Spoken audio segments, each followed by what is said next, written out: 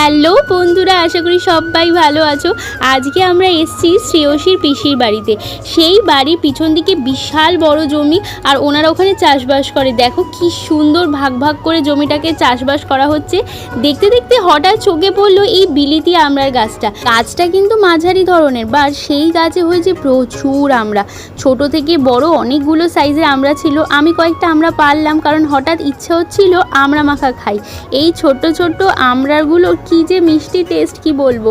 চলো, এই কয়েকটা আমরা পেরেছি, এখন বাড়ি যাওয়া যাক।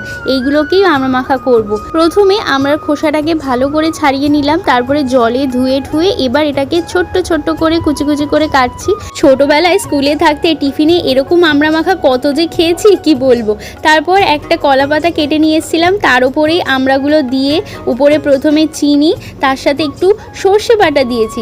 এরপর নুন আর গুঁড়ো লঙ্কা, সবশেষে অল্প একটু সর্ষের তেল দিয়ে ভালো করে মেখে নিলাম। চলো, আমরা এখন এই টক ঝাল মিষ্টি মজাদার আমড়া মাখা খাই। তোমাদের সাথে আবার নতুন একটা ব্লগে দেখা হবে। ততক্ষণের জন্য টাটা।